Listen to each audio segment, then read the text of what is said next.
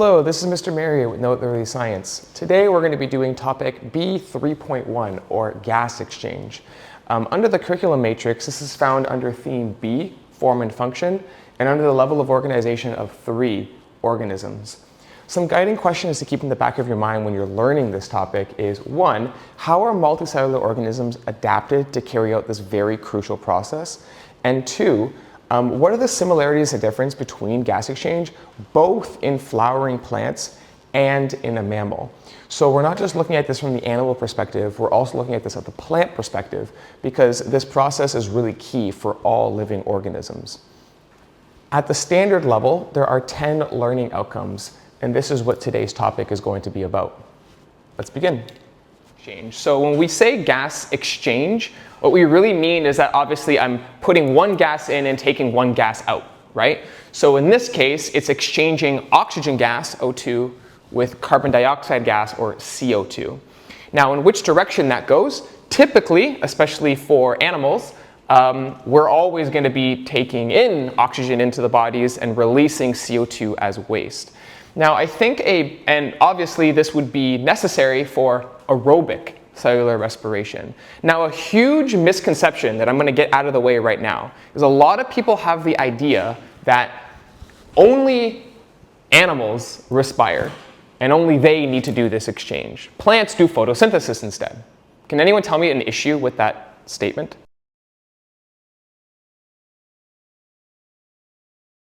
Right, correct. So plants both respire and photosynthesize. It's not they photosynthesize instead of respiring. Plants photosynthesize instead of what? Instead of eating, exactly, right? So that's the key. I think that's a big misconception. A lot of people put this animals respire, plants photosynthesize, but these are not the same thing. Plants also need to respire. And so that means plants are actually doing 2 types of gas exchange because they both need the same kind of gas exchange that we do for aerobic respiration, but they also have to exchange gases for photosynthesis. So the idea is that gas exchange really is vital. If you don't gas exchange, you're dead, because you need to constantly have these products for respiration and photosynthesis in plants, and you need to constantly eliminate waste products, in this case, carbon dioxide, right? So what happens as organisms get larger and larger and larger? And why does that matter for gas exchange? So this is a concept that we've discussed previously in another unit. And we talked about the really important relationship between surface area and volume, right? So as we've already discussed before in B2.3 in cell specialization, we talked about the fact that as an organism gets larger and larger and larger, and here I've modeled this with just cubes. Obviously, we're not cubes here, but as, let's say in this case, we're going from a 1x1 to a 6x6, right? So the idea here is that what's actually happening here?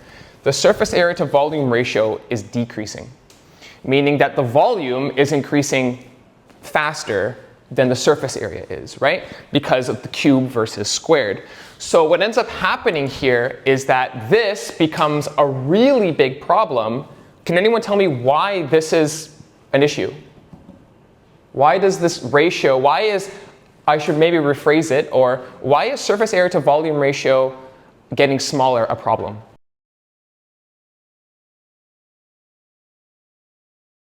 It determines, you said, the rate of diffusion. And in this case, if we're diffusing both products and wastes, then that is really going to determine how quickly we can do this. The other factor to consider is this one. The larger and larger an organism becomes, the greater and greater the distance from the center or the core of an organism to the periphery or to the actual outer edge of that organism. That becomes a really big problem too, because now it means that these gases have to go further and further and further out in order to even get there, right? There's actually quite a good, in the resources, there's a good link. If you guys go to, at the very end of the page here, this link right here, I'm just gonna go to, and it's this one right here. And in this page, they're modeling let's imagine that a cell is a sphere in this case. And what we're altering here is the radius, right, of the sphere. So the inside of the cell has a 1 molar concentration of, let's say, glucose. And the outside of the cell has 0. So you're going to imagine that we're going to go from inside to outside the cell. So how quickly can this happen over time as the radius increases? Can you guys predict what this graph may look like as you increase the radius of the sphere? So on this graph right here, you see the concentration. So we're starting at 1 inside. So this is 1 mole and this is 0 mole. So we know that this is going to go out. So how is this going to differ over time as the radius increases in the cell? I want you to try to predict what this may look like, what this relationship might look like. Or if as you're considering what may be the curve or what the graph will look like, could you predict in like one sentence what would be the relationship between the rate of exchange and radius of a sphere?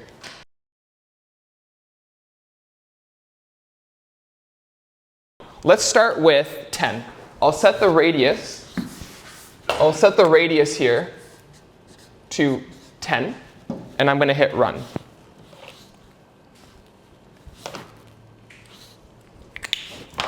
Okay, so here's my graph. So that's with a radius of 10. Now let's say I double the radius to 20. Where do you predict the following curve will be?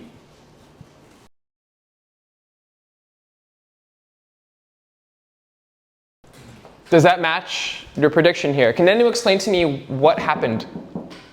Explain the difference between this curve and this curve. What just happened? The rate is lower. The change in molarity over time is less, right? So if I were to double the radius again to 40, right?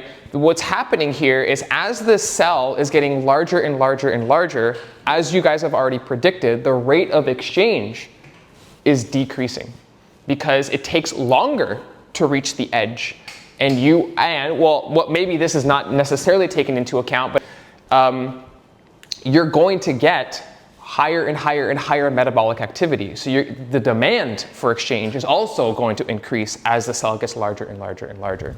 So I think this is just a good visualization for maybe what's going on here.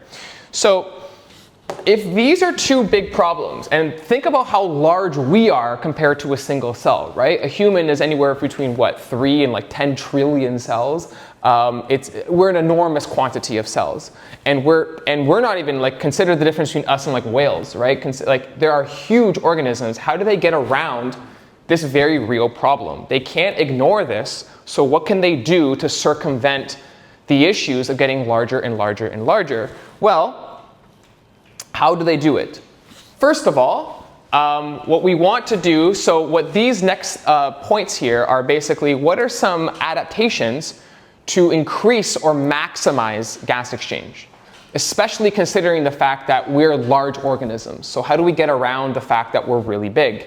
So the first one is anywhere where we're going to exchange gases, those cells or those membranes are going to be highly permeable, meaning that we're going to be able to enter and leave very, very, very quickly. There's not going to be resistance, so to speak, between the exchanges of these gases.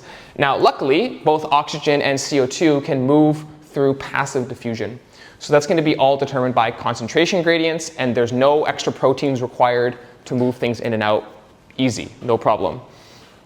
The next thing is going to be, well, anywhere where I want gas exchange to occur, I would want that tissue to be as thin as possible, right? And hopefully this is a little intuitive. If I have a tissue that's, let's say, relatively this thick versus a tissue that is relatively this thick, even if they're traveling at the same speed, this is obviously going to take longer than this. So anywhere where you would want gas exchange to occur, you would want those tissues to be very, very, very thin. Now, this is another area of confusion. A lot of students will incorrectly say that the membranes are thin. Can anyone tell me an issue with that statement? Anywhere where we have gas exchange, the membranes are thin.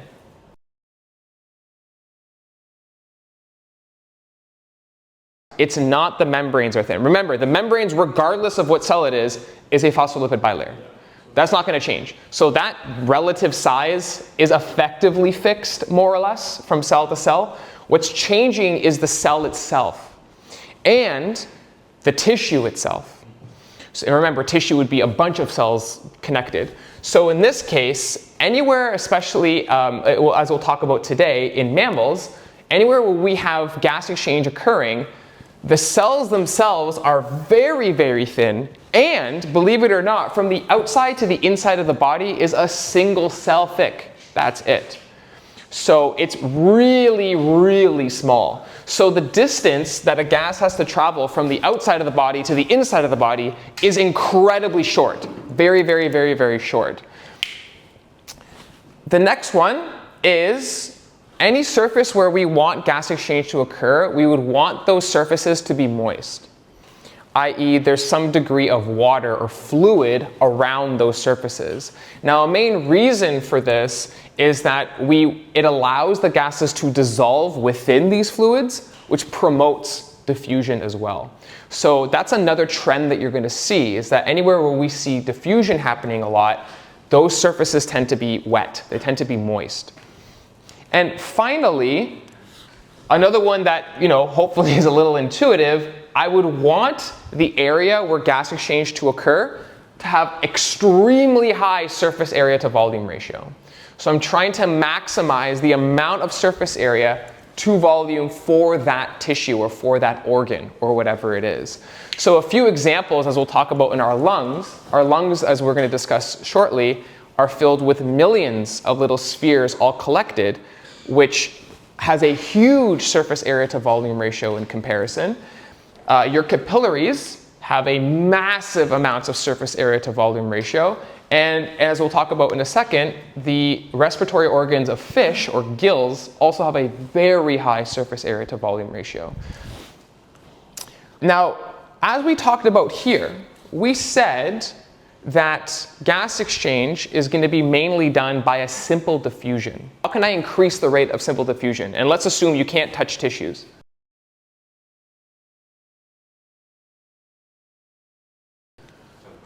Temperature. How? Explain. Excellent. The greater the temperature, the more kinetic energy, therefore the greater the rate of diffusion. How else can we increase the rate of diffusion? Difference in gradient. Okay, that is a really important point. As the gradient increases, you get an increase in the rate of diffusion. So over time, if you have a very large gradient, what you would, if nothing else changes, then you would assume that at some point these two sides are going to hit equilibrium, and therefore the rate of diffusion in this direction versus this direction is effectively the same.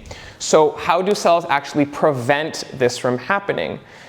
So there's a few ways. In unicellular organisms, like a paramecium that we've talked about a lot, well, they're constantly using the stuff that's coming in. So as oxygen is coming in, they're constantly using it in aerobic cellular respiration. Therefore, oxygen isn't building up in their cells, they're basically taking it in and using it immediately. And then carbon dioxide is constantly being produced here, which means it's always going to be higher here than it is here, moving out. So by just virtue of them being alive, they can keep this gradient because they're only a single cell. So as long as they continue to respire, they're going to maintain this gradient. Now this becomes slightly more tricky with multicellular organisms. So what about us? What about in animals? So in animals, the concentration gradient is maintained in a few ways. The first way is that we are constantly physically moving gases in and out of our bodies. We call that process ventilation or breathing, right? And that's going to be another area that we're going to discuss. Please don't confuse gas exchange with breathing or ventilation. They are not the same thing. Ventilation is just physically moving air in and out. Gas exchange is the movement of those gases in and out of your cells. So these are not the same processes. So firstly, we are constantly moving gases in and out of our lungs. That's one way. Another way is that, well, hopefully your blood is moving. So as gases are coming into your blood, the blood is already left. So the gradient can never really be established. And lastly, you have a huge network of blood vessels or capillaries that are constantly exchanging these together. So taking all of this together, here's a very simplistic diagram of really what's happening in us. Very simplistic diagram. But you have the surrounding environment, and just because of the air on Earth, the air that we're breathing right now is roughly 20% oxygen, and the carbon dioxide is like 0.04% carbon dioxide. So just normally, you would have a higher concentration of oxygen outside than you would inside of your body. So what's happening is that ventilation, notice, we're just physically moving this from the outside into our lungs or gills, if you're a fish. And then what gas exchange is doing is it's moving that oxygen from an area of high to low. So the blood being pumped to your lungs has very low amount of oxygen, so oxygen is going to naturally diffuse from the lungs into the blood, and vice versa. Your blood is going to naturally have a higher concentration gradient of CO2, which is naturally going to go into here and then release this way. So by a combination of both breathing and gas exchange, by constantly breathing and constantly pumping your blood, the concentration gradient can never become equal. You are constantly moving this cycle all the time, so you can never get equilibrium. Fish have a really great mechanism also in how this actually works. So we're not going to go into too much about how fish work, unfortunately, even though the system is like super cool. But they don't have lungs. They have what are called gills. You'll see these little slits kind of on the side of their bodies. So if I were to zoom into here, then what's happening is that water enters through the mouth, and then it passes through those gills. So it's basically a one-way. And actually, depending on the fish, you don't need to know this for the course, but depending on the fish, some fish can naturally move water in and out of their gills, so they can be stationary, and they can do this. And some fish need to constantly physically move to do this. Those are called ram filters.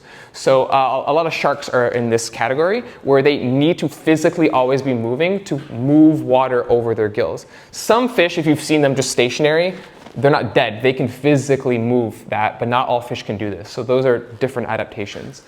Anyways, as water is passing through, and I've represented water with these blue arrows here, notice that the blood flow is perpendicular.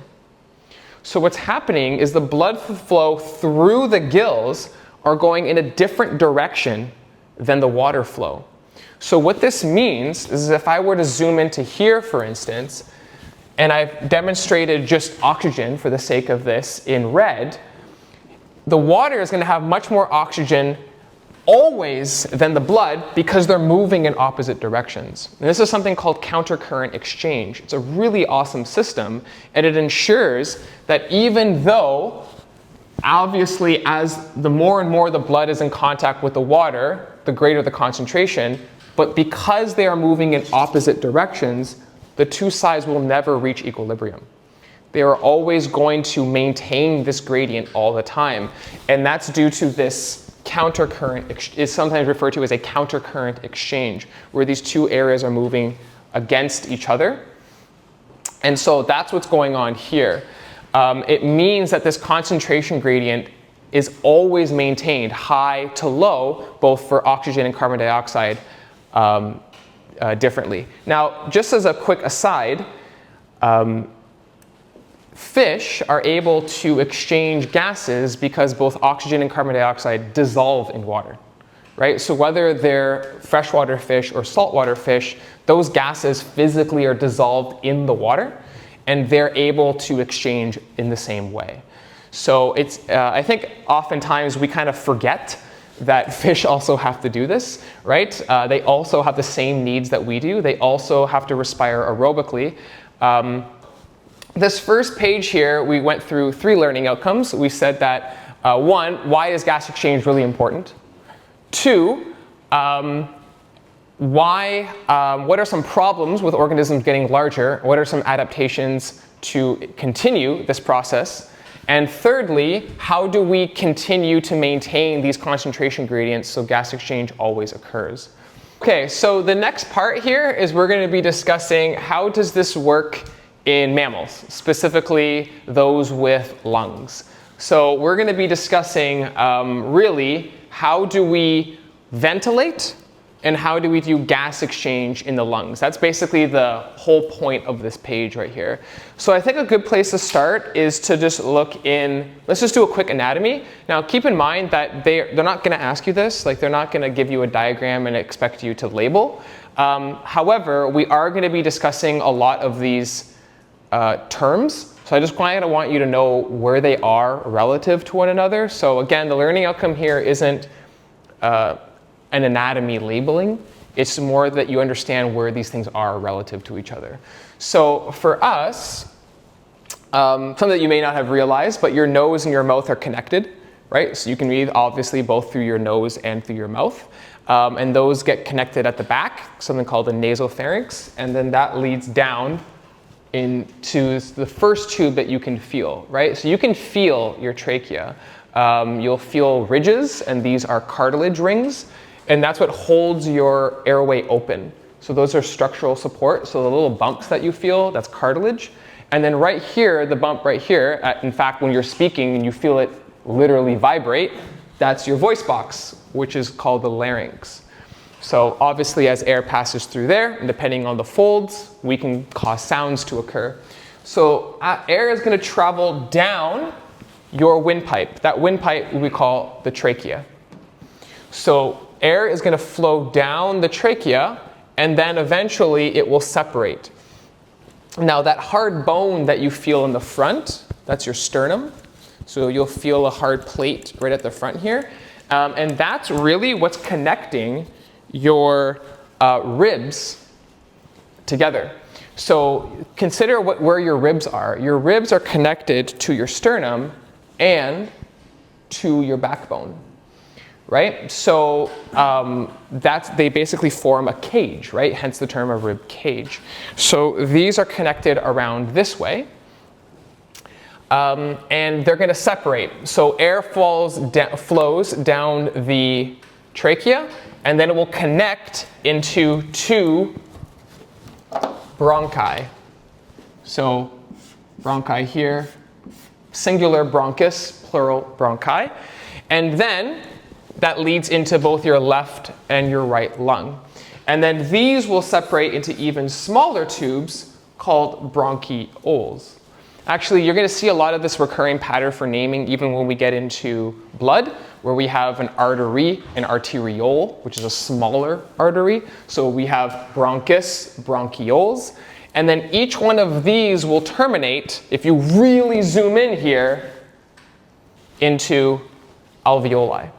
So a single one of these, singular alveolus, plural alveoli, and then you have your capillaries, or capillary bed, surrounding all of these together. This is where gas exchange is going to happen, right here. Something also a little bit worth noting, not that it's, again, it's not examinable, but I just think it's neat, is actually your left lung is smaller than your right lung. Your left lung has 2 lobes, but your right lung has 3. Anyone want to guess why that is?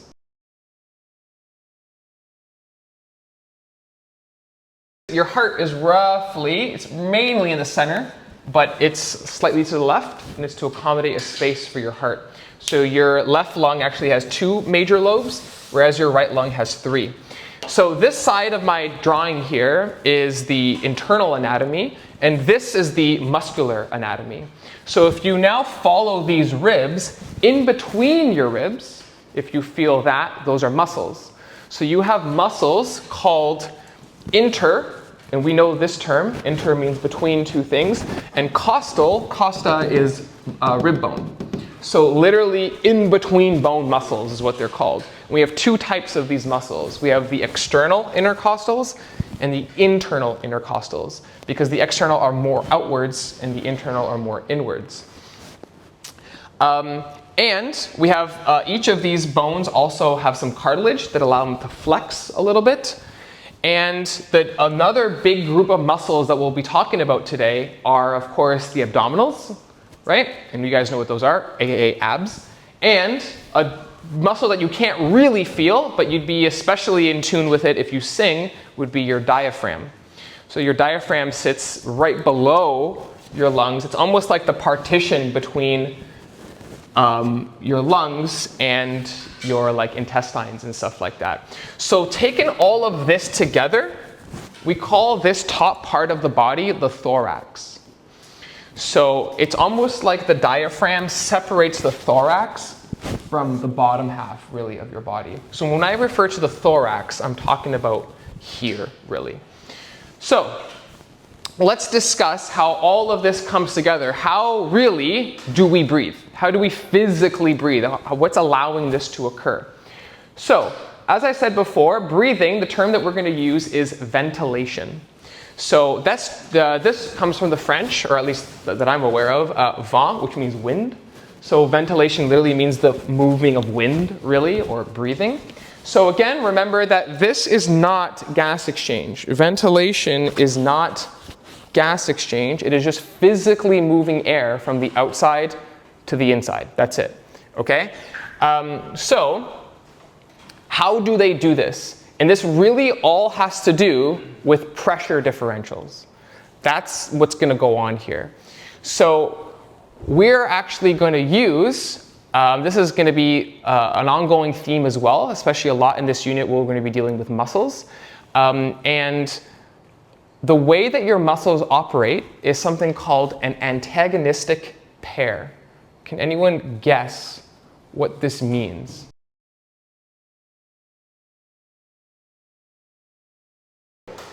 They work against each other.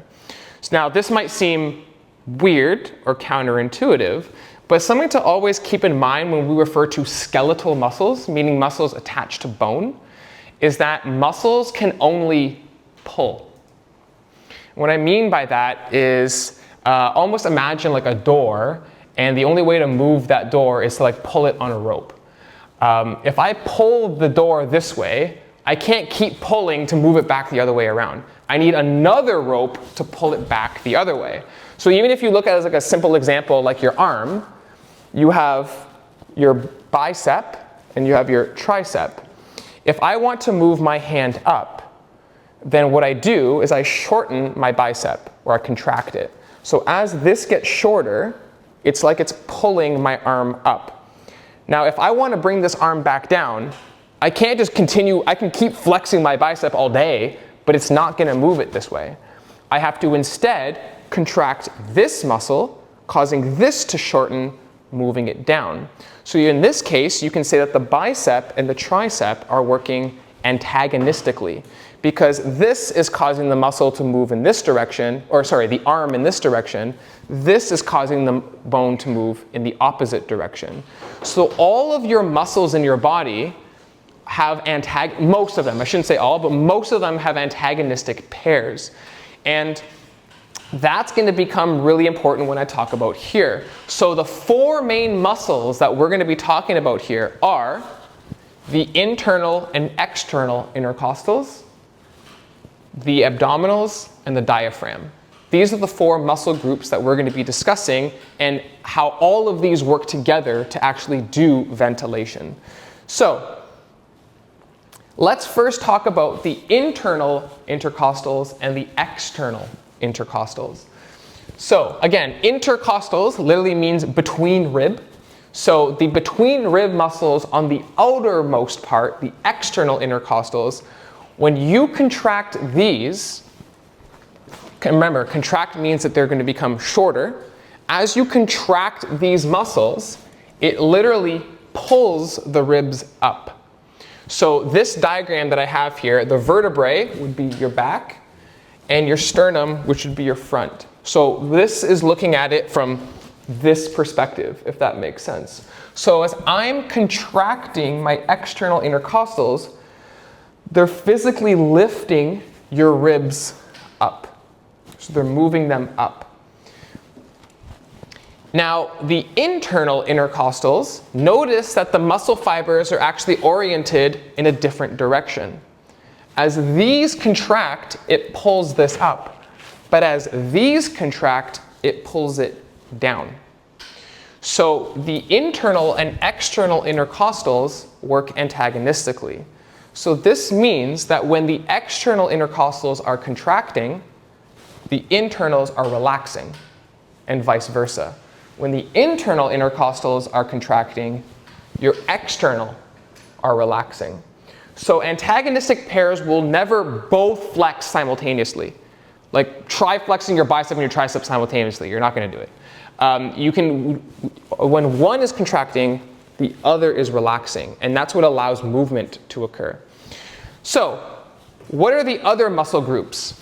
And that would be your diaphragm. Sorry for the spelling. It's a pretty awful spelling, but it is what it is. Yes, there's a silent G in there, because why not? So we have the diaphragm, and then we have the abdominal muscles. So your diaphragm, like I said, is like this huge dome-shaped muscle that sits at the bottom of your thorax. And your abdominals, as you guys know, are right here, right in your core. So how are these involved in ventilation? Well, the diaphragm, in its relaxed state, is domed.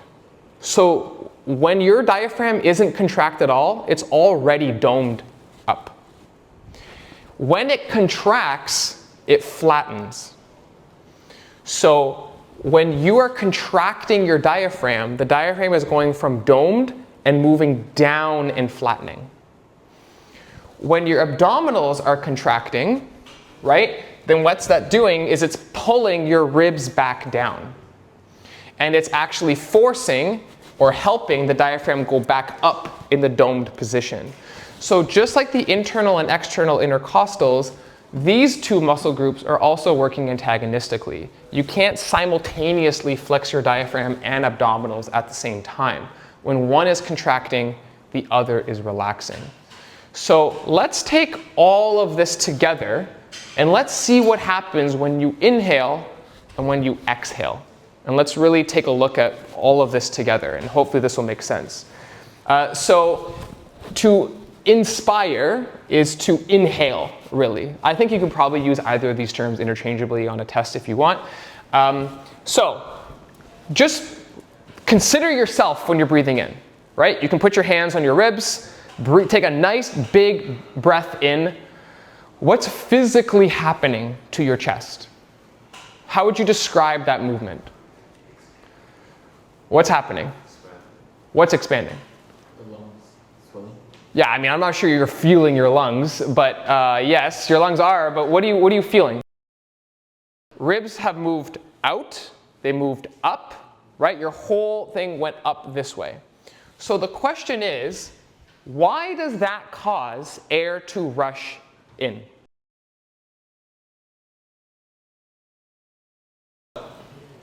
Let's first look at what's happening in terms of muscles. When you are inhaling, your internal intercostals are currently relaxed, but your external intercostals are contracted.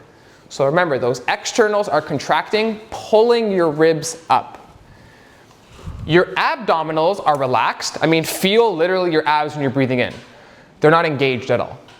They're not flexed, right? But your diaphragm now has started to actually fall down. It's now down. So what does this really mean? This effectively means that the volume of your thorax has increased. If I'm increasing the volume of something, what have I done to pressure?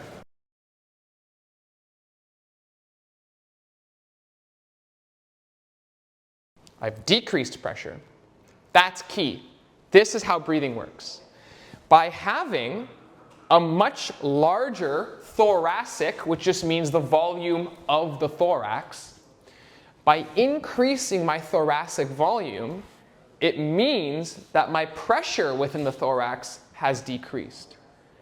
And it's decreased so low that it's lower than the pressure outside. And what happens when we have a pressure differential?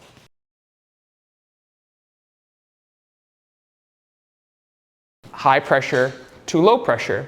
That means that by increasing the volume of my thorax, I've decreased the pressure, meaning that the pressure outside of the body is higher than inside of the body. So air goes from an area of high pressure to low pressure, and that will inflate your lungs. And that physically moves air into the lungs. So the good news about this from a testing perspective, if you know how this works, reverse it for this. Whatever was contracted here, they're relaxed here, and vice versa. So now think about what happens when you are exhaling or expiring. Although that may be, it sounds a little morbid, because to expire could also mean to die if you really want to go that route. But if I'm exhaling, now what's happening? Well, now my external intercostals are relaxed, but my internal are contracting, causing the ribs to come back down. This also means that your diaphragm is going to relax and dome back up, and your abs are contracting. I mean, think about that. Like, do a little cough and feel your abs. They're hella contracted. In fact, sometimes you might even feel like you got a hella ab workout if you get sick, because you're coughing all the time, because that's really being driven by your abs. So when you are exhaling, look what's happening to your whole chest. You went from really out to all the way in. Everything became tight. Well, let's consider what happens. That means the thoracic volume went down. And as we've already established, if I'm decreasing volume, therefore, pressure goes up. If pressure increases, now the pressure inside of my thorax is higher than the pressure of the atmosphere, which drives air out. So all this really is a pressure differential. In fact, I made a little model of the lungs here. So this represents your thorax. This represents your trachea and bronchus, I suppose. That little, that represents, I guess, an alveolus right here. And then this membrane right here represents the diaphragm. So if I'm breathing in, that means my diaphragm is coming down, right? And notice as I do that, the balloon has just inflated. Now, if I want to exhale, that means I'm pushing my diaphragm up, and now it exhales. So it's kind of amazing that this is inflating and deflating really by just altering volume. So increase volume, decrease volume, increase volume, decrease volume. And that's really what's going on here. That's how breathing works. And again, from a tangential story, this is how actually, if you guys know the type of snakes called constrictors, where they asphyxiate their prey, where they strangle them effectively, how they actually work is that they encircle prey around their thorax, and every time their prey exhales, they squeeze tighter. So at some point, that prey will not be able to increase the volume of the thorax, causing them to suffocate and die. So that's really what's going on here. If you prevent your diaphragm, and if you prevent your lungs from, or excuse me, your thorax from increasing in volume, you can't breathe, and vice versa. So this is why, like, those people that are, let's say, quadriplegics or have lost their motor functions from the neck down, they need a special assistance to be able to breathe, because they physically can't move these muscles anymore. So it is also quite interesting that these kind of muscles that allow us to breathe is in this weird camp of they're both voluntary but involuntary, right? You can tell yourself to breathe in and out on command. But it's kind of cool that your body doesn't really trust you, because if you forget to tell it to breathe, your body's like, all right, it's fine. I'll take over for you, right? If you have to constantly tell yourself to breathe, like, good luck sleeping. So, I mean, the idea is it would be a nightmare. I don't think we'd be able to do any multitasking if I had to constantly tell myself, oh, breathe in, breathe out, breathe in, breathe out, and then like, so it's kind of interesting that your body can kind of take over those functions if you're not telling it to do so. So hopefully that whole thing here helps explain how your muscles work antagonistically to allow your thorax to change volume, which therefore would change pressure, which therefore would cause air to either enter or leave. And I know I'm repeating myself, but keep in mind that there's been no gas exchange yet. This just allowed air to go from outside to in and inside to out. So the next part of this is, how do we actually exchange gases within the lungs? What do we have as mammals as adaptations to allow this, right? So when we're doing gas exchange, what we're exchanging is oxygen from the air, and that's going into the blood, and carbon dioxide is going from the blood to the lungs in the air. So that's the exchange that we're doing here. So what are some adaptations that allow a mammalian lung to be really good at doing this? The first one is that your airways are a really highly branched network. So they're able to branch out in a number of ways, and that means that it allows the air to move around very evenly. It allows it to spread across the lung very quickly. And each one of these tubes is supported also by those cartilage rings, so it keeps them perpetually open. We don't want and in fact, this is how people can, for instance, those people that have an anaphylactic shock from something like, let's say, a peanut allergy, that actually causes their windpipe or their trachea to get swollen, and it literally decreases the size of your trachea, and that's what's causing them to have a really hard time breathing. The next adaptation, each bronchiole will terminate in a cluster. It almost looks like a bunch of grapes, if that's a good analogy for you to use. If you consider the stem of the grapes as the bronchioles, each of those little spheres, those are your alveolus. So a group of alveolus is alveoli, right? And you have hundreds of millions of these in your body. So the surface area is enormous on the inside of your body. So even though our surface area to volume ratio, if you consider our skin, is not great, the surface area to volume ratio in your lungs is huge. The next thing is, believe it or not, each alveolus is also surrounded by some elastic fibers. And these are really important because as they inflate, it actually stretches the elastics, and then that's potential energy. And so that means that when they deflate, that recoil allows them to push the air back out. So it ensures that the alveolus is not having a bunch of passive air that remains. So by them inflating, it stretches the elastics the elastic fibers around the alveolus, and then during exhalation, that recoil allows more air to be funneled out. So it kind of prevents a lot of passive air from remaining and constantly allows air to be cycled in a more efficient way. Yep. No, they're not muscles. Good question. They're elastic fibers, so maybe made of like materials such as like elastin is a protein, so it allows it to stretch. And in fact, there are some diseases where the elastic fibers here can get damaged, and that will, emphysema, for instance, you can get your elastic fibers to actually start getting destroyed, and so that recoil gets lost, and that becomes a really big problem for ventilation. Another adaptation here is every single alveolus is surrounded by an extensive capillary bed. So they use the term capillary bed with just a bunch of capillaries all surrounding an area. And this is where the gas exchange is happening. So we're transporting gases from inside the alveolus to the blood and vice versa.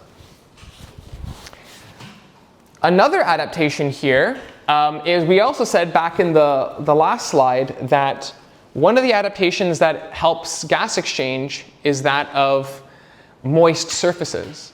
Now that might seem weird to think about. So wait, we have water in our lungs. Isn't that like drowning? Not quite. So we do have fluid actually surrounding every single alveolus. So one, that fluid, as we already discussed, does increase the rate of diffusion. So that's a positive. But this fluid is not just water. In fact, it has a special phospholipid inside. So it's a phospholipid monolayer, not a bilayer. So we already know the properties of phospholipids. The heads are polar, the tails are nonpolar. So it would make sense that the tails are oriented in this fashion, where the heads are facing the water and the tails are facing the inside of the alveolus. Now, why do this? What is the point of this? We looked at this actually already in HL when we looked at cell specialization. So this is a pulmonary surfactant, but what does it do?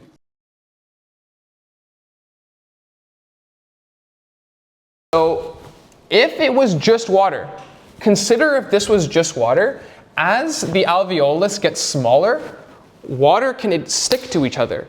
And that would actually cause the alveolus to have very high cohesion, and good luck separating that again. That will be a disaster.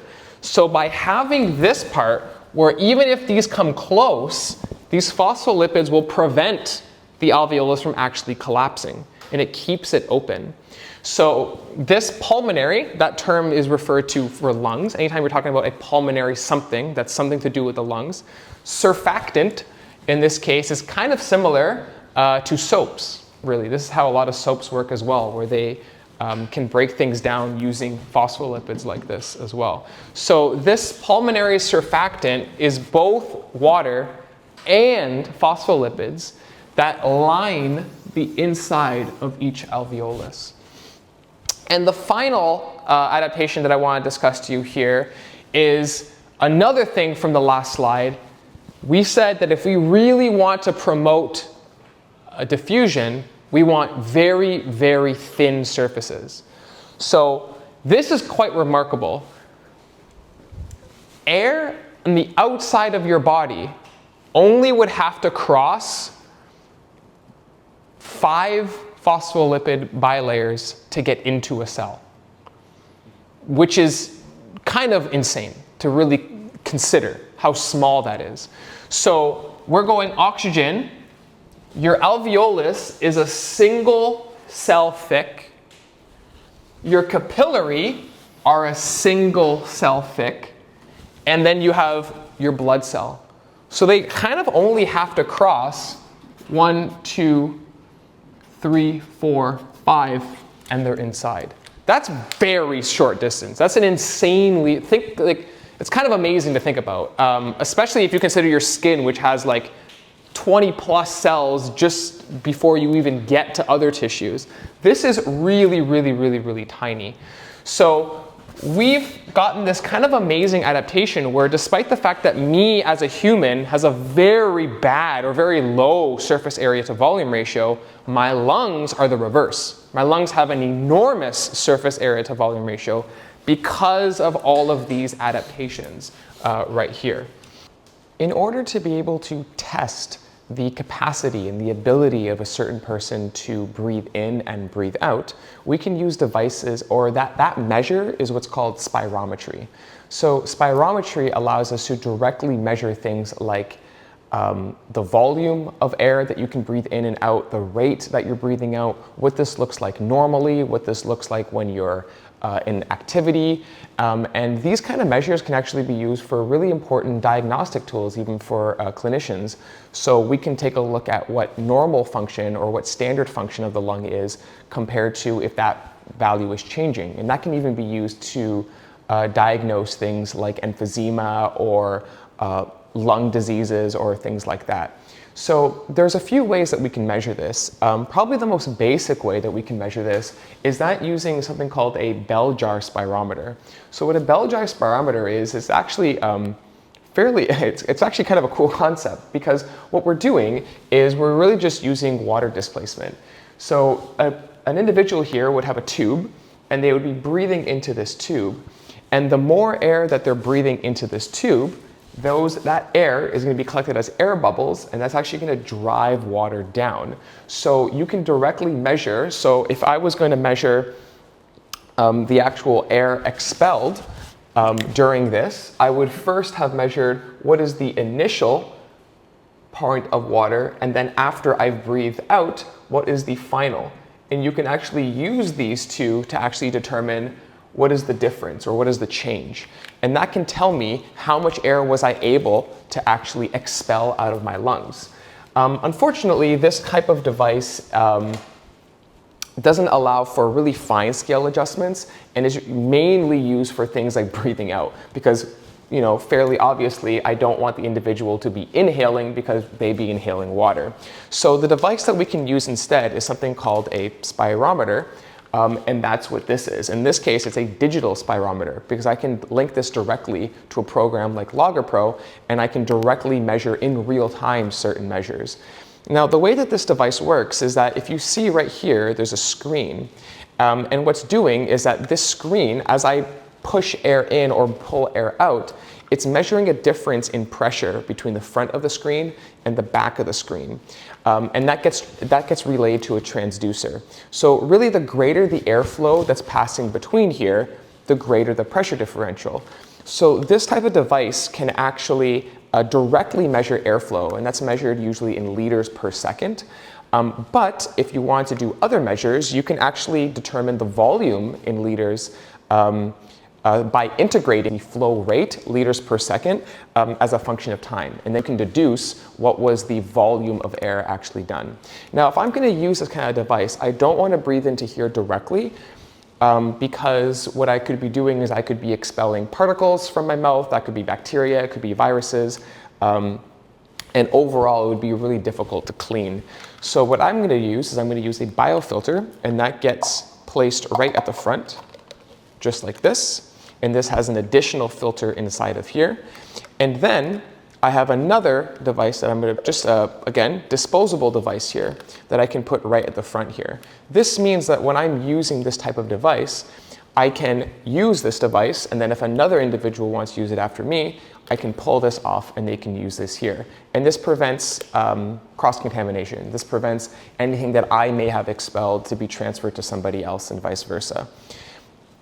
Now, when I'm using this device, we want to make sure that all of the air that I'm breathing in and out is being recorded. So we're going to use a nose clip to actually plug into my nose like this. And now all of the breath is going to be going into here. And I'm going to basically put my entire mouth around this tube.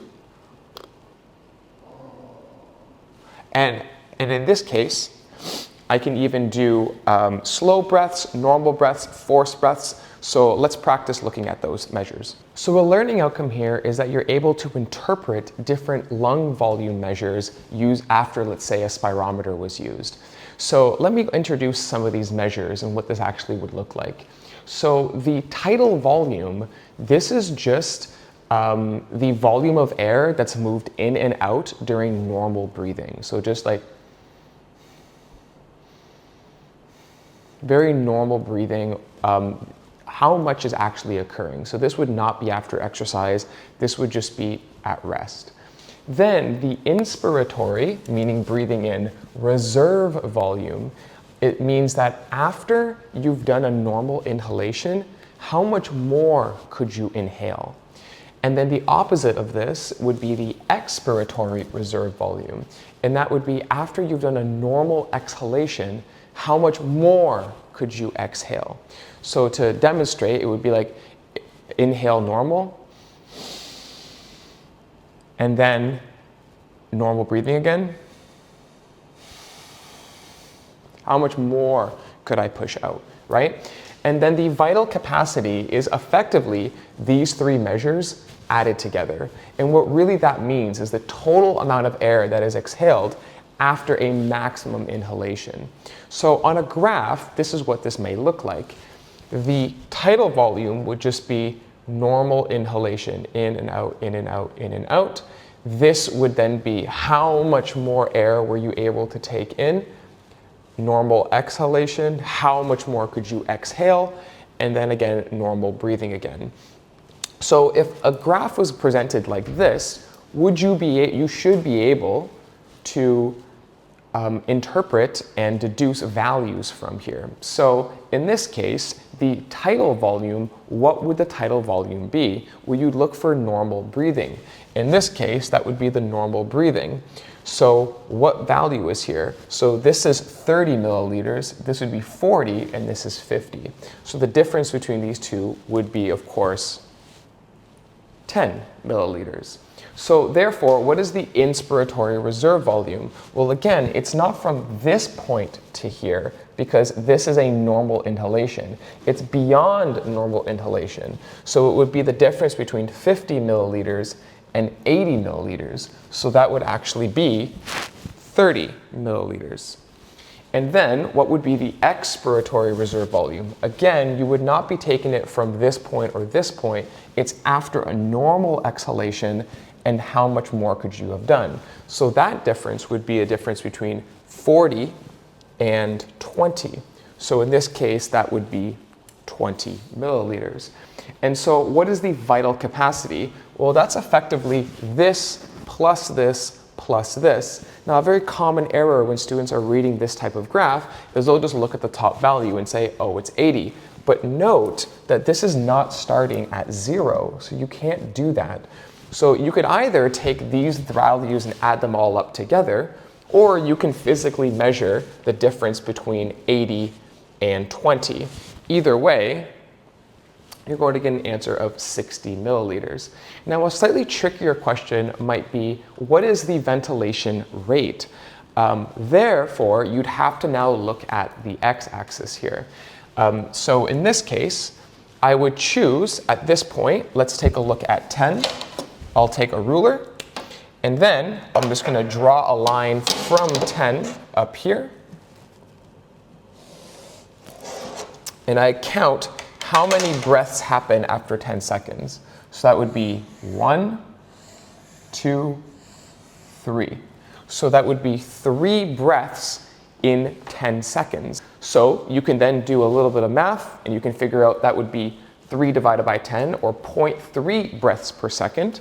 Or they may ask you a slightly different measure, and that effectively converts to 18 breaths per minute if you multiplied that value by 60. So these are all different ways that you can interpret these values, and a test may ask you to be able to either define, understand these, or interpret these values on data-based questions. So here I have LoggerPro open, and I'm just going to show you what this looks like in real time. So I'm going to start by doing normal, steady breaths. Then I'm going to take a normal breath and then breathe in as much as I can. And then I'm going to breathe out normally and then breathe out as hard as I can after that point, just to show you all 3 of those measures.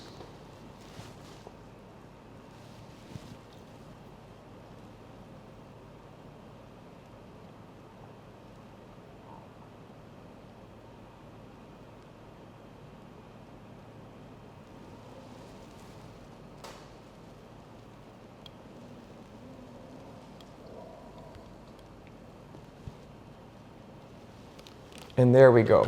So as you can see, this would be my vital capacity, normal steady breaths.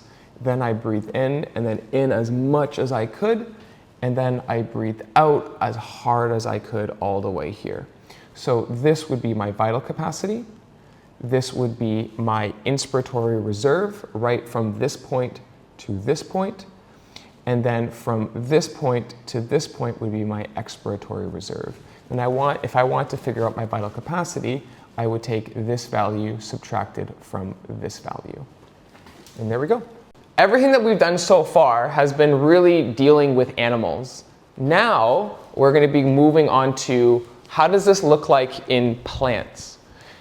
Because again, as we've discussed, plants also have to carry out gas exchange. They of course don't have lungs or blood, so what's going on here? And so where gas exchange occurs in plants is going to be usually, at least in flowering plants is what we're dealing with here, are leaves. And I say that specifically because, believe it or not, there's a lot of plants that don't have leaves, right? If you consider things like bryophytes, things like moss don't have leaves in the classical sense. And so I think they're restricting the learning outcomes here to mainly flowering plants, but we'll just deal with that. So the gas exchange organs, because leaves are organs for plants, would be the leaves. So let's take a look. There's a few learning outcomes that we want to get through on this one. And the first one is for you to actually be able to understand the anatomy of a leaf. And this one you'll be drawing it, but you won't be drawing this. You'll be drawing a much simpler diagram, and I'll show you how to do that.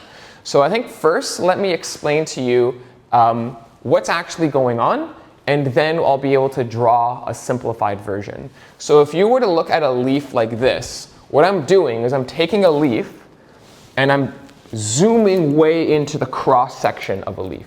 That's what this diagram is looking at. So it's like I'm cutting this and I'm looking straight down into this. So just to give you an idea of what we're looking at. So, and that's where the idea of something called a transverse cross section. So I'm looking down cross section.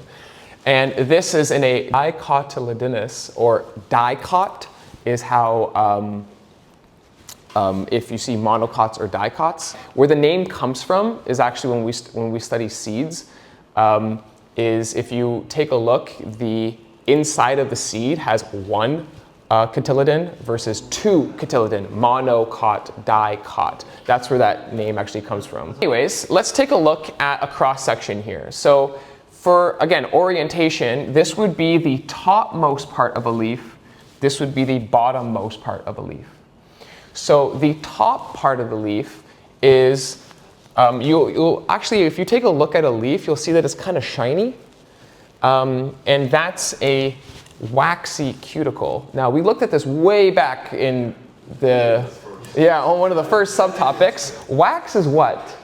It's a lipid. It's a lipid, correct, right? And why would having a waxy surface, what properties do waxy surfaces have?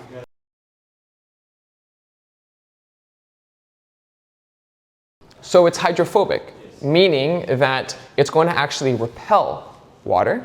And so that's true. So it prevents unnecessary water loss at the top of the leaves. So we have that. Then the uppermost layer of cells, this is a term that's also used for animals, something called the epidermis. Epi, as a prefix, means the outermost, and derma actually means skin. Obviously, this isn't a real skin, but if you ever see an epidermis, that literally implies the outermost tissue layer, the outermost layer of cells.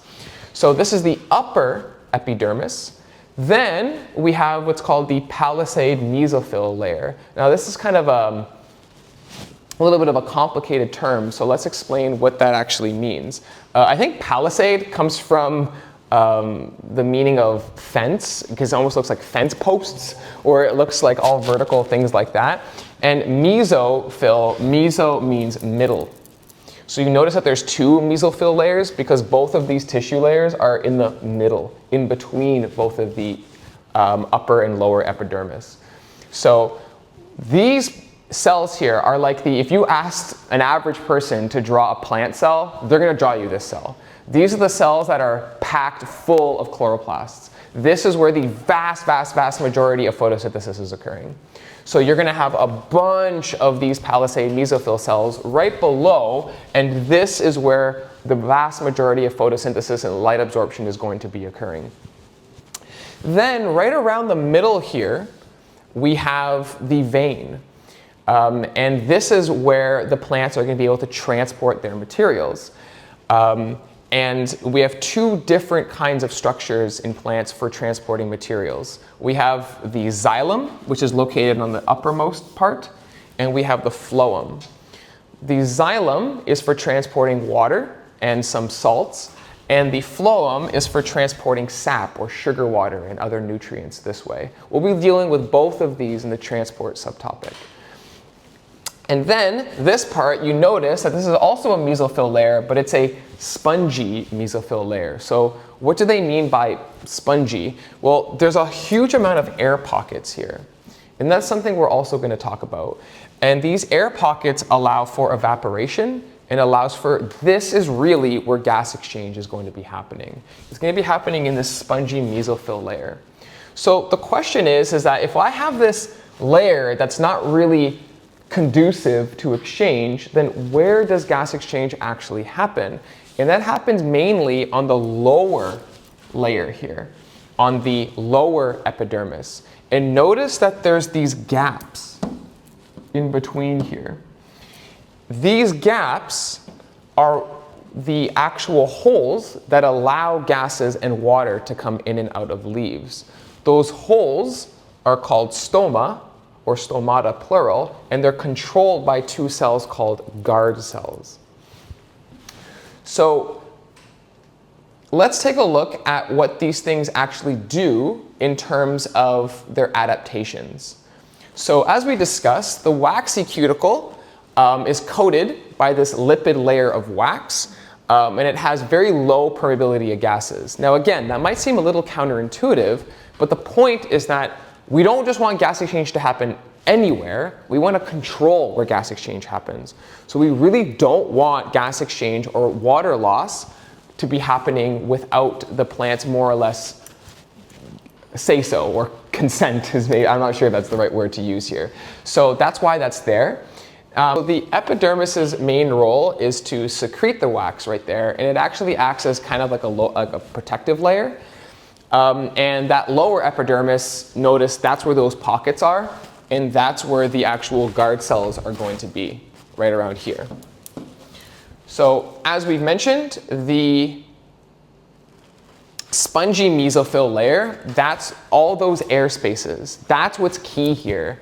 Those air spaces that allows these moist areas to occur, something that we discussed previously as being highly adaptive for gas exchange.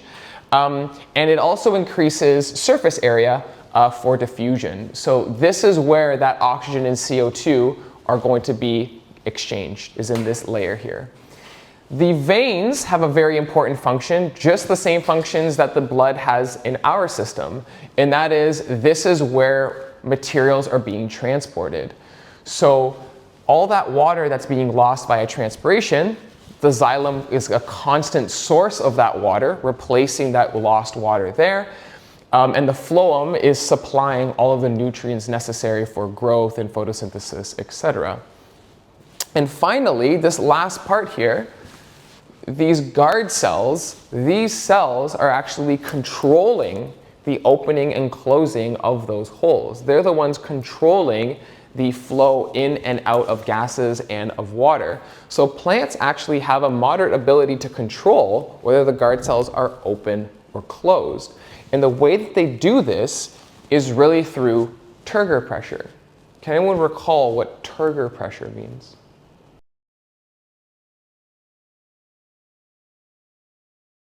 So turgor pressure is really that, as was just mentioned, it's the resistance or the force of water pushing up against the cell wall. So the more water that's within a cell, the higher the turgor pressure. Well, what's really cool about these guard cells is that they're actually able to expand, but not evenly. So the outermost parts are going to expand more than the innermost parts, and it causes them. So stomata, this is, I think, a common misconception in terms of terms. This is not a stomata. These are guard cells. A stoma is the hole, it's the opening, or stomata is plural. So what's happening is that if the stoma is closed, there's very little water within the guard cells, and therefore they're flaccid and they're closed shut. Now, if more and more water go into the guard cells, they fill with water, become turgid, and they start to open up this way. So by having the guard cells either turgid or flaccid, it actually opens or closes that opening. And plants have a moderate degree of control over this, something that we'll discuss in a second. One of the learning outcomes that we're going to talk about here is this is slightly complicated to be able to draw. You do not have to draw it to this level of detail. What they're asking you to draw is something called a plan diagram. And a plan diagram is a very simplistic representation of tissue layers. So this is what I'm going to show you how to draw. That's what's on the right, but I'm going to show you how to draw this step by step. So let me show you step by step how to draw this. Okay, step one is we're going to do a rectangle. That'll be easy.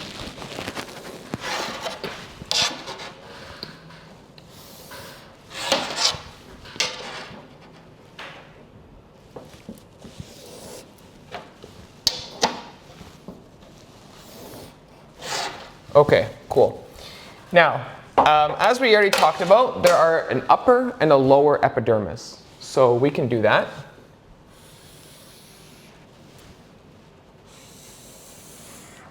Just like that. Then we have the palisade mesophyll and the spongy mesophyll with the vein somewhere in the middle. So what I'm going to do is I'm just going to do a circle. And then I'm going to put here, and then I'm going to just do something like this. And the last part I'm going to do here is I'm just going to demonstrate the gaps that represent where the stomata are. So I'm just going to do something like this. And I'm done. That's it. That's a pretty easy diagram. So I'm going to show you, so how I would label this is I would say, and again, I'm not going to do this right now, but you should be using a ruler when you're doing labeling. So if I do this, this would be the upper epidermis. This would be the palisade mesophyll. Then I'm going to do the spongy mesophyll, and then the lower epidermis. Here, this top part represents the xylem. The lower part represents the phloem, and this together is the vein. My diagram in my notes is moderately more complicated, and the reason I did that is so you could just see a direct parallel from the complex to this one. A few mistakes that I think students make about plan diagrams is that they do not represent cells. They represent tissues. So for that reason, I would not show guard cells because I'm only showing tissues here. So I would just keep it very simple by just showing something like this, and that's all you would need to do. This is perfectly sufficient. A measure that we can do in order to assess the amount of stomata on the surface of the bottom of a leaf is something called stomatal density. And that really just means how many stomata per unit area. And that unit area can be in any unit that's appropriate. Usually it's millimeters squared or micrometers squared. And doing this, you would think firstly, could I just take a leaf, for instance, and just place this under a microscope? Well, you can try, but because it's actually, it's a little too thick and too opaque for you to actually be able to see the stomata. And so the best way to do this is actually to do what's called a stomatopeel or a casting. And where the first thing that we're going to do is we're going to take the leaf, and specifically because the stomata are found on the underside of the leaf, we're going to go on the underside of a leaf and we're going to apply nail polish. And that nail polish, or clear nail polish, is actually going to coat the entire surface of the leaf and kind of get in between every nook and cranny, all around the guard cells, all around all the little bumps and nicks on the bottom of a leaf. We're then going to allow that nail polish to dry. Once it dries, we're then going to place a clear piece of tape over top of that leaf. And then what we're going to do is we're going to carefully peel that tape off. And what effectively happened is that that cast that was locked in by this nail polish is now going to be removed by the clear tape. So it's almost like we took a 3D imprint or a cast of the bottom of that leaf. We're then going to place that over top of a clear slide, and then we can observe that under high power in a microscope. Using a microscope, I was able to take this photograph at around 400 times magnification. Using a stage micrometer, approximately the field of view diameter, i.e. the diameter of this from here to here, is roughly, for the sake of argument here, around 0.5 millimeters. Now that I know this, what I can do is I can calculate stomatal density. So the first thing I have to do is I have to count all the stomata that I can completely see in this. 1, 2, 3, 4, 5, 6, 7, 8, 9, 10, 11, 12, 15, 16, 17, 18, 19, 20, 21, 22, 23, 24, 25, 26, 30, 31, 32, 33, 34. 35. I count approximately 35 stomata. So that is 35 stomata. Okay, so now I'm going to be able to calculate density, i.e. how many stomata per unit area. In this case, I'm going to calculate how many stomata per millimeter squared. So what I'm going to do is I'm going to first calculate the field of view area. So the field of view area equals pi multiplied by the radius squared, and in this case that will be pi multiplied by the radius, which in this case will be 0.25 squared. I get 0.196, and that would be millimeters squared. Okay, if that's true, let's now figure out the number of visible stomata is 35, so that would be 35 divided by 0.196 millimeters squared, approximately 178 stomata per millimeter squared. And that's how you would figure out the stomatal density. Now, keep in mind that stomatal density should be calculated for multiple micrographs and even at various parts of a leaf. Or you can even turn this into an experiment and determine, is the stomatal density different depending on where on the plant this leaf is, near the top, near the bottom, or even the age of that. So keeping in mind that it would be inappropriate for me to do a generalization and say that this particular plant has 178 stomata per millimeter squared on all their leaves. You would need to take multiple counts and then do an average of this. We've now looked at the cross-section of a leaf. We looked at what all the structures actually do. So now let's actually take a look at the process that's actually gas exchange within the leaves. We talked about in humans, it was going from air within the alveolus through the pneumocytes into the capillaries and then finally into a red blood cell. So what's actually happening in the leaf? So a huge factor associated with this whole process is that of transpiration. So gas exchange is going to occur when transpiration is occurring. And just to recall, what transpiration is, it's the movement of water effectively through a plant, from roots all the way to the shoots or all the way to the leaves. And the idea is that it's entering the roots as liquid through soil, and it's exiting the leaves as a gas, as water vapor.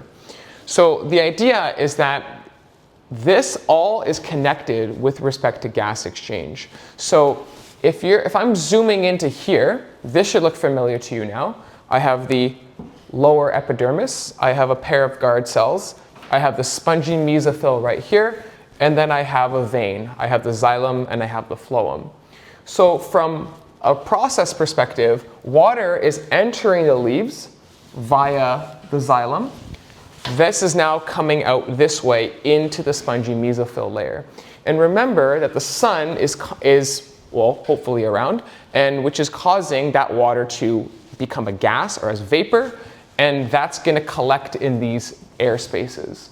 So let's take a look at what's going on here. So, as I said, step 1, water is delivered to the leaf via the xylem, and this keeps the spongy mesophyll very, very moist. Step 2, water within that spongy mesophyll is going to evaporate into water vapor because of the sun. The sun is heating it up. It's now no longer a liquid water, it's now water vapor. This is going to increase the relative humidity of the air spaces here. Can anybody tell me what is humidity?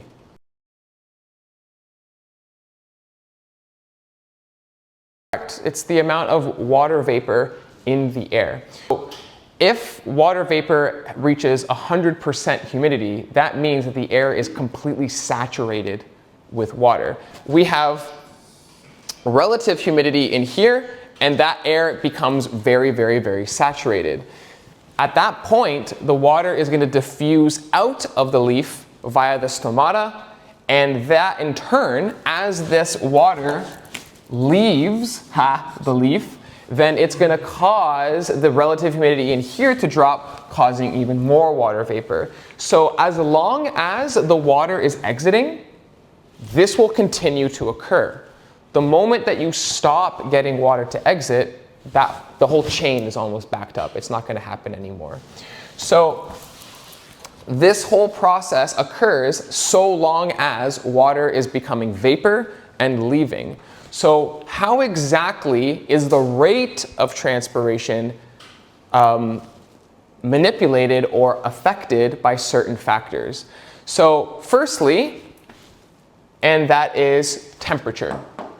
So there is a positive relationship between temperature and the rate of transpiration, meaning that the higher and higher the temperature becomes, the greater and greater and greater the rate of transpiration becomes. Hopefully that relationship is fairly intuitive, and that is because the higher the temperature is, the greater the kinetic energy stored within the water molecules are, which means that it's going to be much easier for them to break those intermolecular hydrogen bonds between each other, much easier to evaporate, much easier to leave. And so more evaporation means more loss via diffusion.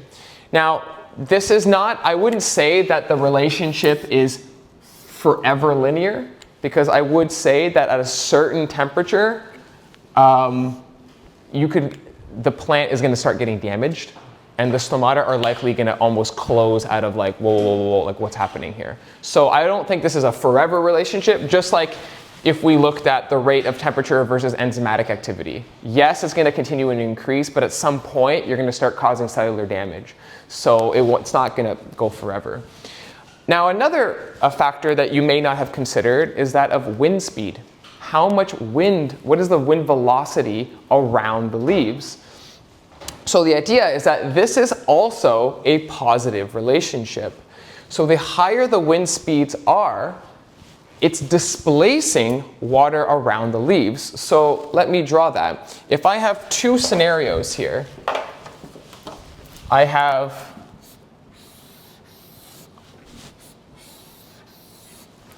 all right, and then I have water inside the leaf, water outside, water inside the leaf, water outside.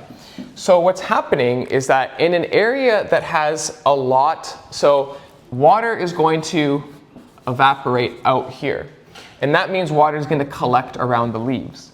If there's a lot of wind, wind is literally moving this water away. Why would that matter?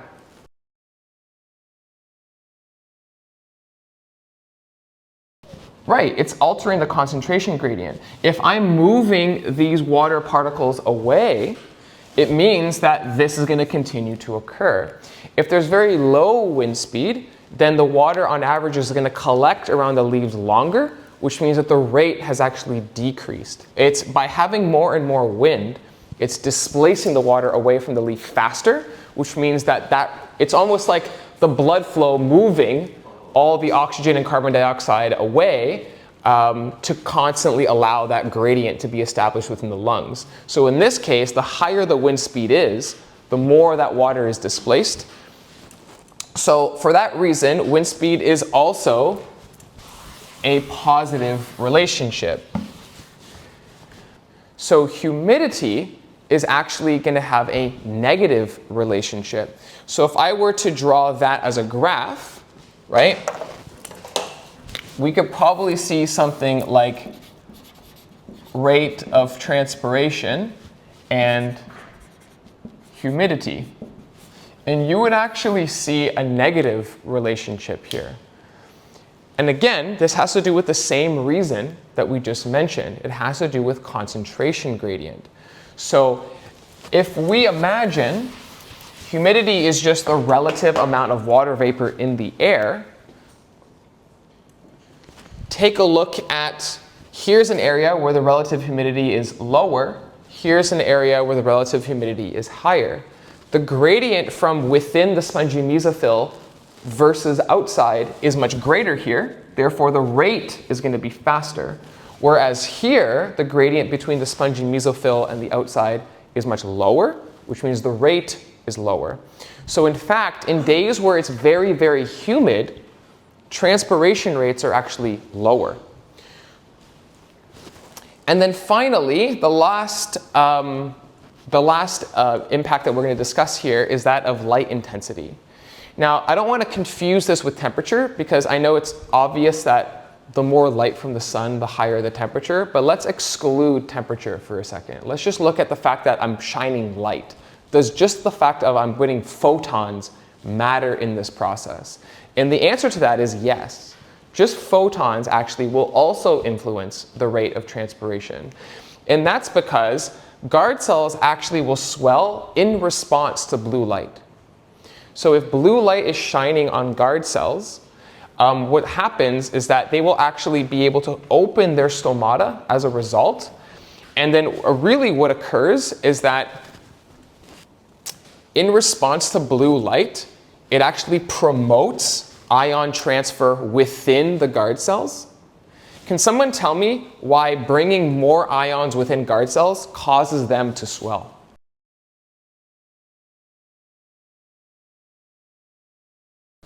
If I'm increasing the amount of ions in here, I'm actually, HL students, I'm actually decreasing water potential, right? Which means that outside, that means water is going to flow in. And if water is flowing in, that's going to cause the cells to become more and more and more turgid, and therefore they're going to swell open. So taking all these factors into account, list what conditions would have the highest possible transpiration rate.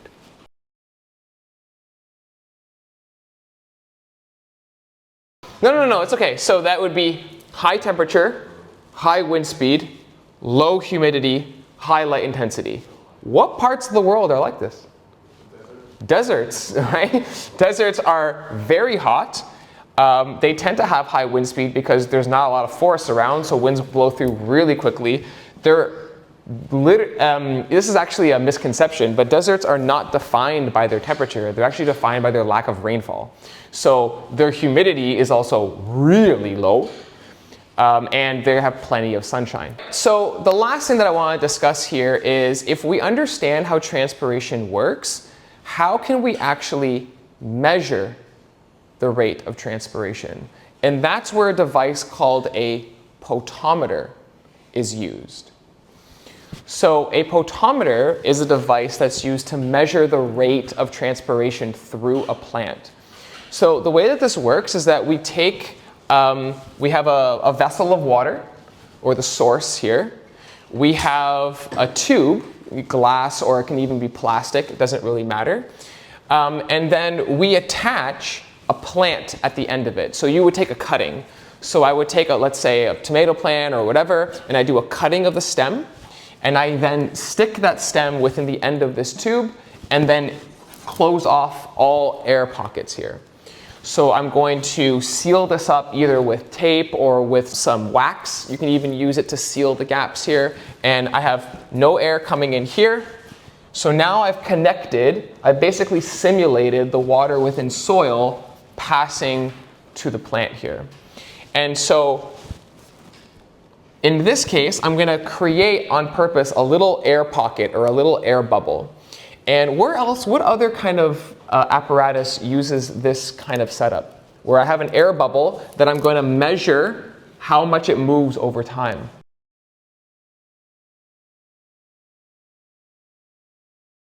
A respirometer. So this actually works in the same principle. Explain why the air bubble will move towards the plant when it is transpiring.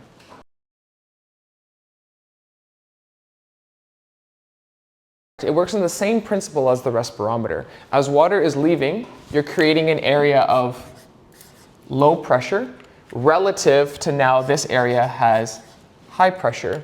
And that water is going to be driven from an area of high pressure to low pressure. So in fact, this works in the same principle as to how transpiration happens in the first place. As long as the sun is causing water to evaporate, that's creating an area of low pressure to high pressure. So the way that a potometer works is that we are measuring the distance that this air bubble has traveled. So you would take an initial measurement and a final measurement, and you would say this. Now, on the surface, that doesn't really tell you much. All right, so an air bubble moved 2 millimeters.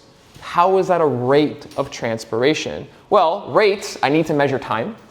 So, but again, that's still not a great measure. It moved up 2 millimeters per minute. What does that mean? Well, we can determine the volume if we know the diameter of this tube. You measured that distance that bubble moved in 1 minute was 0.51 millimeters. How can I turn that into a unit that makes sense to me? As in, like, what volume of water was moved in that time? So what I can do is I can say, well, the volume of water, millimeter cubed, over time. That makes sense, but how do I know the volume? Multiplied by the radius, so that would be the diameter in half, squared, multiplied by the distance traveled over unit time. So in this case, if I measure that in 1 minute it moved 0.51 millimeters, then actually it moved 3.6 millimeter cubed per minute. So I can actually determine the rate of transpiration using a potometer. What's the point of the reservoir?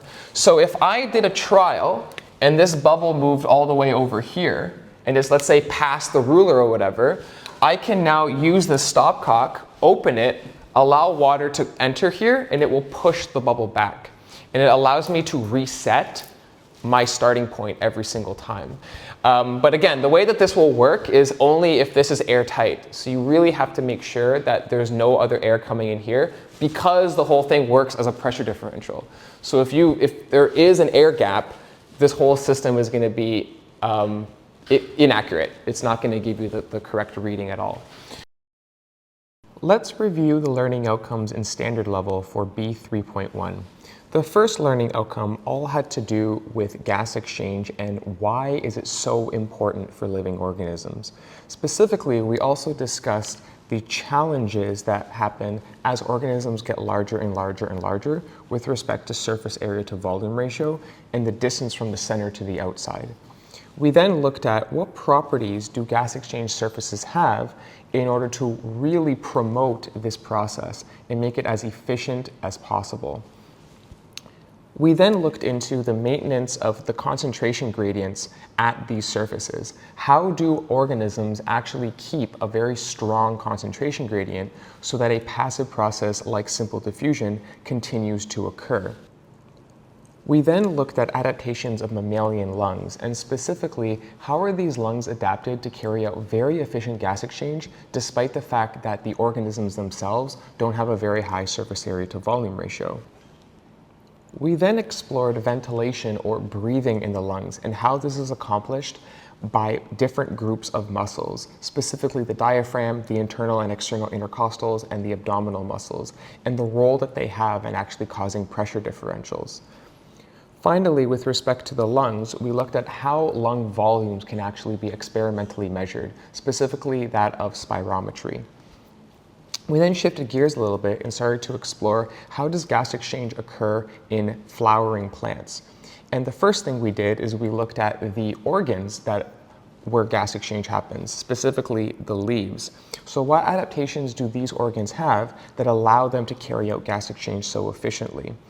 And then as an additional learning outcome, students should be able to draw how these tissues are arranged in a simplistic diagram called a plan diagram. We then explored how transpiration is a consequence of gas exchange within the leaf, and specifically, we looked into what factors would actually be affecting the rate of transpiration. And as a little bit of an extra, we explored a certain apparatus that may be used in order to actually measure the rate of transpiration called a potometer. Finally, due to the fact that stomata are the areas where gas exchange is physically happening on leaves, it's a really worthy experiment to try to assess just how many stomata are in a leaf, something called stomatal density.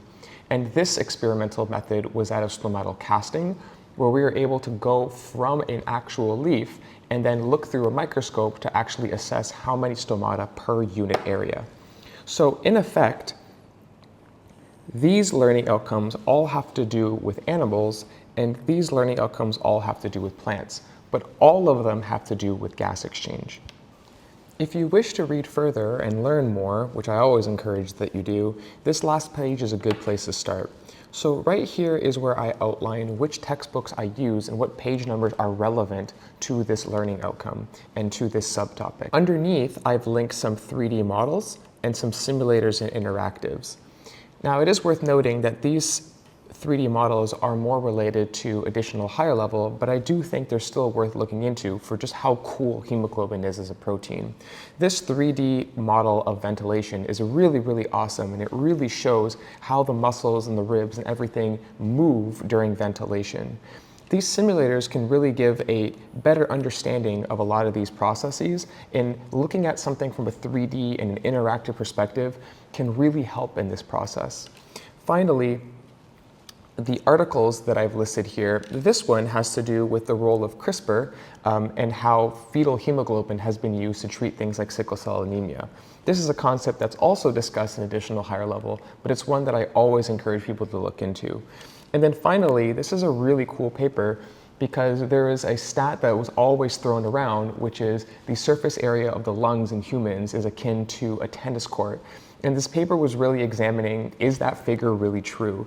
So both of these articles are a really fun read, and I do encourage you to take a look. Finally, I would always encourage students not just to learn to do well on a test, but really just learn for the sake of learning, learn for enjoyment.